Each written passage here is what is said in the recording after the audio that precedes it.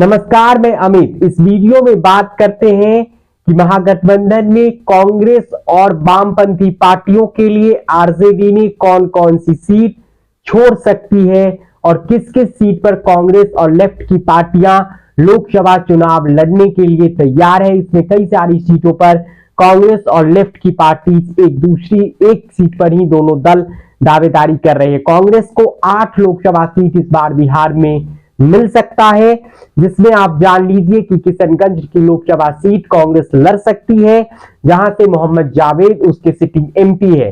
दूसरे कटिहार का लोकसभा सीट, जहां से कांग्रेस के चुनाव लड़ने की संभावना है और शकील अहमद खान और तारिक अनवर उसके प्रबल उम्मीदवार हैं। तीसरे लोकसभा सीट पूर्णिया सीट पर कांग्रेस पार्टी चुनाव लड़ सकती है। जन अधिकार पार्टी के पप्पू यादव के साथ बातचीत कर रही है और उनके साथ किसी भी तरह से डील करने की तैयारी में है कांग्रेस पार्टी। पप्पू यादव फिलहाल प्रणाम पूर्णिया कार्यक्रम चला रहे हैं। चौथी सीट सासाराम की सीट है, जहां पर कांग्रेस पार्टी चुनाव लड़ना चाहती है। मीरा कुमार या तो खुद लड़ ले या अपने बेटे को लड़ा ले या फिर अपने किसी कार्यकर्ता को लड़ा दे। आपको याद होगा, महागठबंधन सरकार में मीरा कुमार के करीबी और विधायक कांग्रेस के मुरारी गौतम को उन्होंने मंत्री बना दिया था। इसके अलावा सुपौल लोकसभा सीट पर भी कांग्रेस पार्टी दावा कर रही है। यहां से रंजीता रंजन उसकी प्रमुख दावेदार है। इसके अलावा समस्तीपुर लोकसभा सीट भी कांग्रेस पार्टी चाहती है लड़ना। औरंगाबाद लोकसभा सीट भी कांग्रेस पार्टी चाहती है। मुजफ्फरपुर और पटना साहिब लोकसभा सीट पर भी बिहार में कांग्रेस पार्टी चुनाव लड़ सकती है। महागठबंधन में यह फॉर्मूला बनाया जा रहा है, लेकिन मुजफ्फरपुर में क्या विजेंद्र चौधरी पर दांव खेलेगी या फिर कोई मजबूत कैंडिडेट वो ढूंढ पाएगी।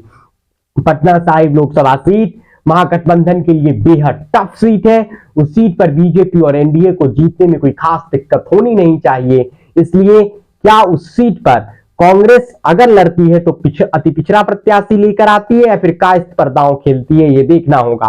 वैसे सीपीआई-एमएल के हिस्से 4 सीटें आ सकती है, जिसमें एक वाल्मीकि नगर का लोकसभा सीट है, एक आरा का लोकसभा सीट है, जबकि सासाराम और कटिहार में कोई एक लोकसभा सीट चाहती है सीपीआई-एमएल, जबकि वे समस्तीपुर की लोकसभा सीट भी लड़ना चाहती है। जबकि समस्तीपुर और बांका में भी कोई एक लोकसभा सीट चाहती है। सीपीआई को राजद बेगूसराय सीट दे सकती है, यानी कन्हैया कुमार का बिहार से लोकसभा चुनाव लड़ना बहुत मुश्किल हो रहा है और सीपीआई-एम के लिए पूर्वी चंपारण या मोतिहारी का लोकसभा सीट तलाशा जा रहा है। तो ये समीकरण है जिसमें 8 सीटों पर और 6 सीटों को लेकर समीकरण तैयार हुआ है कि 14 सीटों में दोनों पार्टियों को एडजस्ट कर लिया जाएगा। अब मुकेश सहनी से बातचीत महागठबंधन की हो रही है।